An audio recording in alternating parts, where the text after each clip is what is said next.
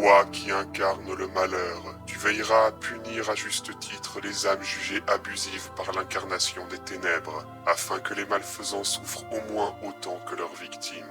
Avatar du malheur, reine des maudits et impératrice des enfers, elle est également l'âme sœur de Darkon, avatar des ténèbres, et l'écho de Mélodie, avatar du bonheur. Dominatrice et sadique, elle ne prend cependant du plaisir à abattre son terrible courroux que sur les âmes jugées gravement coupables par son mari. Bonjour à tous, je suis Régulus et ce mois-ci, j'ai décidé de braquer les projecteurs sur Kali. L'apparence de Kali avec un H est basée sur celle de Kali sans H, une déesse hindoue considérée comme l'une des plus terrifiantes qui soit. Elle reprend aussi des éléments du design de Medusa du jeu Kid Icarus Uprising.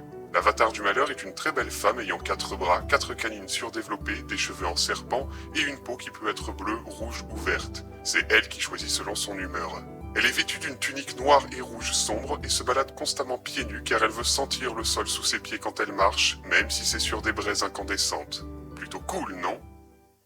Les pouvoirs de Kali sont basés sur diverses formes de punition. L'une de ses principales capacités la rend par exemple insensible à la douleur. Enfin, pas exactement. Disons plutôt qu'elle la ressent comme quelque chose d'agréable, ce qui la rend quasi imperturbable en combat, car aucune blessure ne la déstabilise.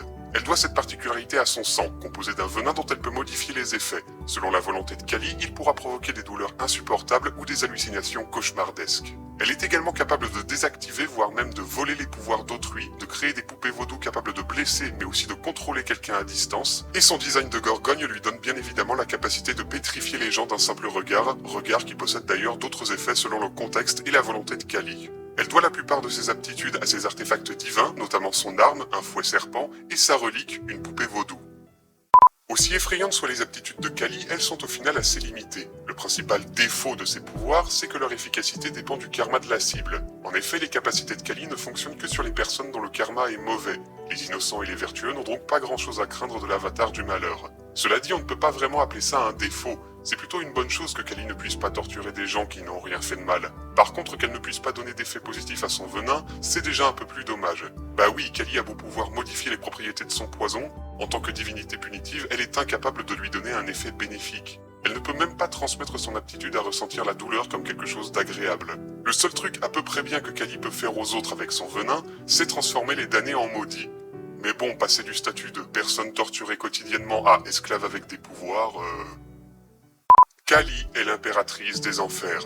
J'en ai déjà parlé au mois de janvier, donc je serai bref.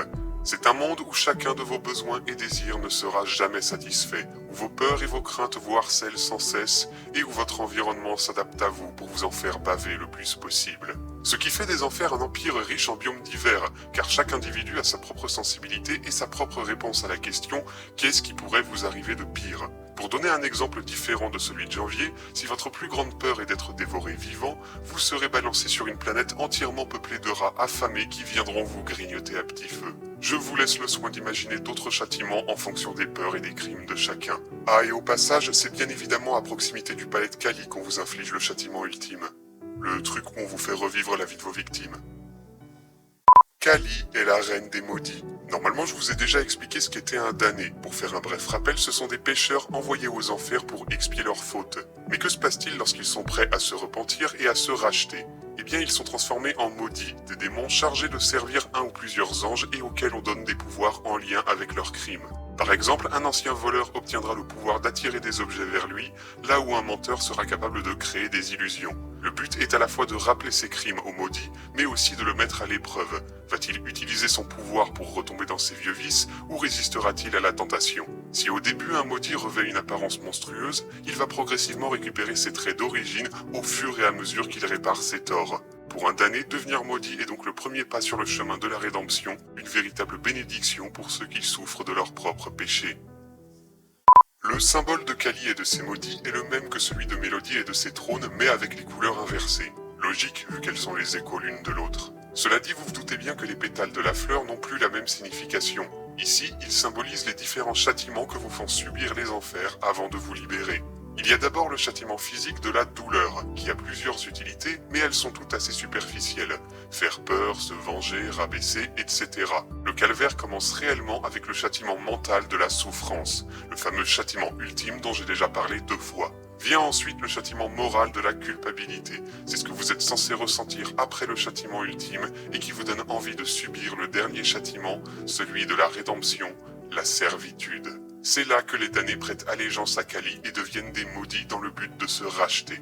L'objectif final de tout ça est bien entendu d'empêcher le mal de gangréner le monde.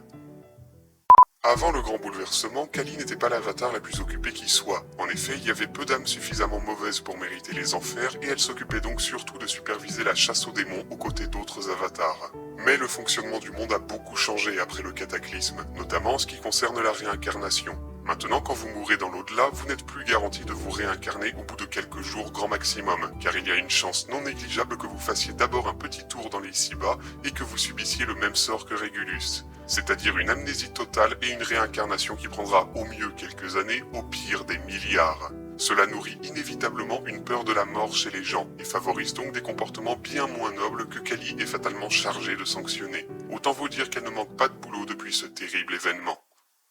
Ça va vous surprendre, mais Kali est peut-être l'une des seules avatars à ne pas avoir de réel objectif concret.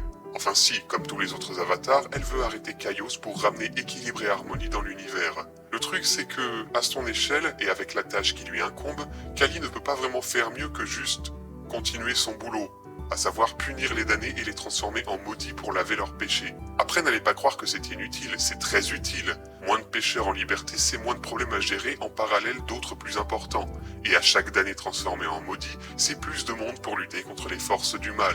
En plus, quand elle le peut, Kali prend évidemment part à des événements majeurs de la guerre contre Kaios. Entre son pouvoir qui lui permet d'apprécier sa propre douleur et son rôle au sein de l'au-delà, vous vous doutez bien que Kali a une personnalité qui tourne autour du sadomasochisme. Cela dit, elle n'aime infliger douleur et souffrance qu'à ceux qui l'ont un minimum mérité et ne prendra aucun plaisir à torturer un innocent, une victime ou un vertueux. De manière générale, c'est l'avatar la plus joviale qui soit, car elle prend du plaisir dans presque tout ce qu'elle fait et même dans tout ce qu'elle peut subir. Les seules choses qui peuvent concrètement la mettre en colère sont les rabat-joie et qu'on l'interrompe quand elle s'amuse.